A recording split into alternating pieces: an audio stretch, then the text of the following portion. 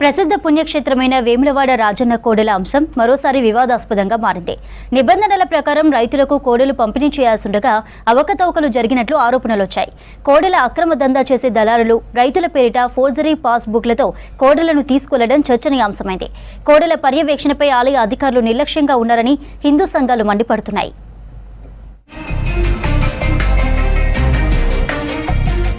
వేములవాడ రాజన్న ఆలయంలో కోడెమొక్కులు స్పెషల్. దేశంలో ఎక్కడా లేని విధంగా ఇక్కడ కోడెమొక్కులు చెల్లించుకుంటారు భక్తులు. నిత్యం రాజన్న ఆలయానికి వందల సంఖ్యలో కోడెలు వస్తాయి. గోశాలకు పరిమితికి మించి కోడెలు రావడంతో వాటిని వ్యవసాయ పనుల కోసం రైతులకు ఇస్తారు అధికారులు. దీని ఆసరాగా చేసుకున్న ఓ దళారి ఫేక్ పట్టా పాస్బుక్ తో 60 కోడెలను తీసుకెళ్లి అమ్ముకోవడం చర్చనీయాంశమైంది.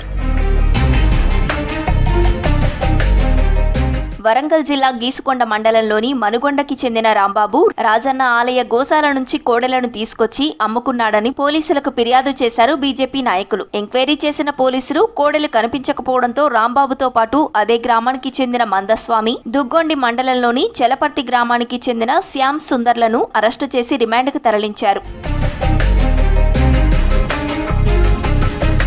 కోడెలను అమ్ముకోవడంపై ఆందోళనలు చేపట్టారు బీజేపీ బీఆర్ఎస్ నేతలు. నిబంధనల ప్రకారం ఒక రైతుకు 2 కోడెలు మాత్రమే ఇవ్వాల్సి ఉంటుందని తెలిపారు. రైతు పాస్బుక్, ఆధార్ కార్డ్, వ్యవసాయ అధికారి సంతకంతో కూడిన నిబంధనలను పరిశీలించి కోడెలను ఇవ్వాలన్నారు. కానీ అవేమీ పట్టించుకోకుండా 3 వ్యక్తులకు 60 కోడెలు ఇవ్వడంపై మండిపడుతున్నారు. తప్పుడు పట్టా పాస్బుక్లు సృష్టించి సంతకాలు ఫోర్జరీ చేసి కోడెలను తీసుకెళ్లాడని పోలీసు విచారణలో తేలింది. గీసుకొండ పోలీస్ స్టేషన్లో మరి దేవాదాయ శాఖ మంత్రి అనుచరుడు అనేటువంటి రాంబాబుపై కేసు నమోదు కావడం, మరి ఆ రాంబాబు అనే వ్యక్తి మరి మంత్రి గారి సిఫారసు లెటర్ ద్వారానే నేను ఈ 60 కోడెలను తెచ్చుకోవడం జరిగింది, దానిలో 28 కోడెలను మరి గోవధశాలకు అమ్ముకోవడం జరిగింది అని చెప్పి స్వయాన ఒప్పుకోవడం జరిగింది.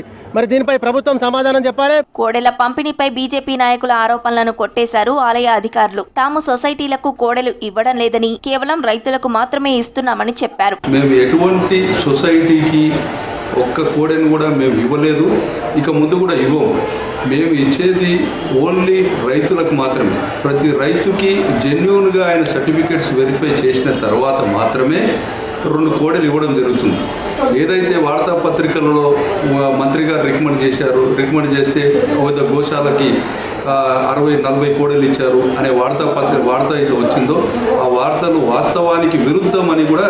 కోడెల పంపిణీలో అధికారులు నిబంధనలు పాటించలేదని ఆరోపణలున్నాయి. గతంలో ఏపీ గోశాల ఫెడరేషన్ సిఫార్సు లేఖపై సొసైటీలకు కోడెల్ని ఇచ్చేవారు. కోడెల్ని తీసుకున్న వాళ్ళు వాటిని అమ్మేస్తున్నారన్న ఆరోపణలతో సొసైటీలకు కోడెలు పంపిణీ నిలిపివేశారు అధికారులు. తిప్పాపూర్ గోశాలలో పరిమితి మించడంతో కోడెల సంరక్షణ ఇబ్బందిగా మారింది. దీంతో రైతులకు మాత్రమే కోడెల్ని ఇవ్వాలని ఉత్తర్వులిచ్చింది ప్రభుత్వం. ఈ కోడెలు ఏవైతున్నాయో కనీసంగా రైతుల దగ్గరికి పోయినాయా, కలయవాళ్ళకు పోయినాయా విచారించిన అవసరం లేదా?